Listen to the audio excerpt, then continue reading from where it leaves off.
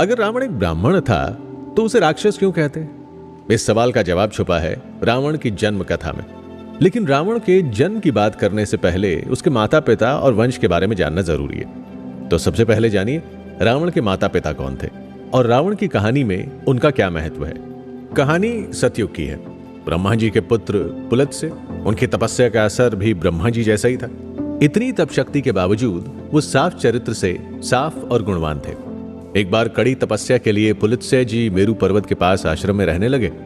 उनके मंत्रों के उच्चार में इतना खिंचाव था कि उन्हें देखने और सुनने के लिए तमाम अप्सराएं और ऋषि मुनियों की सुंदर कन्याएं वहां जाने लगी। इससे पुलत्स्य के तप में दिक्कतें आ रही थी। एक दिन पुलत्स्य जी ने उन लड़कियों को चेतावनी दी कि कल से जो भी लड़की यहां दिखाई देगी मेरे श्राप से गर्भवती हो जाएगी।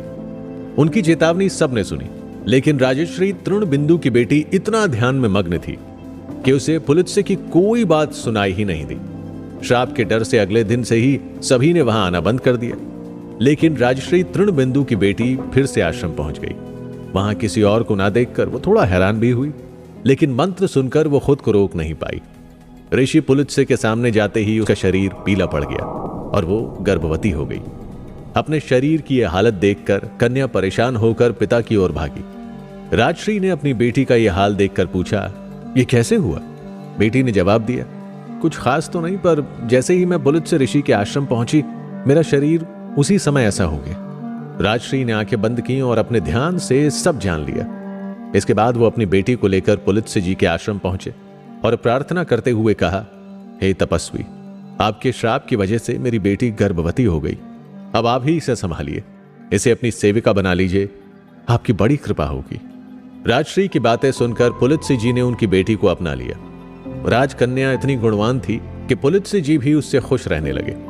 इस तरह दोनों सुखी जीवन जीने लगे।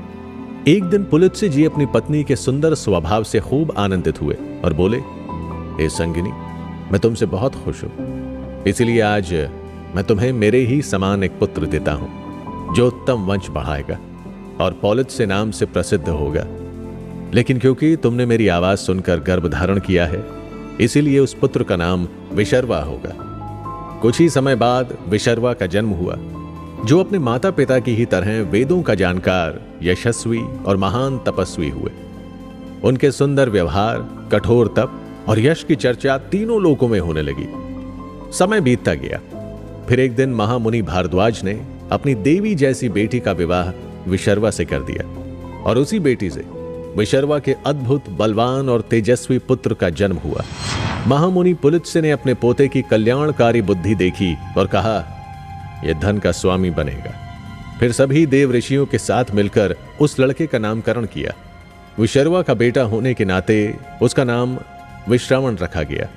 अपने वंश के गुणों से भरपूर यह लड़का भी महान तपस्वी बनेगा और अपने कठोर तप से ब्रह्मा जी को खुश करके उनसे लोकपाल बनने का वरदान हासिल किया। वैश्रवण ही आगे चलकर धन के देवता कुबेर बने। सृष्टि का सारा धन संभालने की जिम्मेदारी कुबेर को देकर ब्रह्मा जी चले गए। तब कुबेर ने अपने पिता से कहा, आप मुझे इस वरदान के साथ रहने लायक कोई ऐसी जगह बताएं जहां मेरे रहने से किसी को तकलीफ ना हो। तब विशर्वा ने उन्हें राक्षस नगरी लंका में रहने की सलाह दी। विशर्वा ने कहा, हे पुत्र, दक्षिण समुद्र के तट पर त्रिकुट नामक एक पर्वत है, जिसके शिखर पर विशाल लंकापुरी है। विश्वकर्मा ने उसे राक्षसों के लिए बनाया था, लेकिन विष्णु भगवान के डर से राक्षस पाताल में ही जा छुपे हैं। इसीलिए भव्य स्वर्ण और मणियों से सजी लंका अभी खाली है। तुम वहां जाकर रहो। पिता की आज्ञा से कुबेर लंका में सुख से रहने लगा।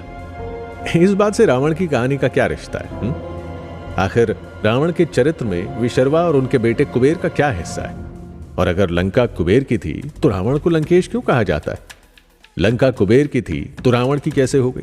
आगे की कहानी में आपको इन सभी सवालों के जवाब खुद ब खुद मिलने लगेंगे। चलिए बढ़ते हैं अगले एपिसोड की तरफ और रावण की आगे की कहानी जानते हैं। आप सुन रहे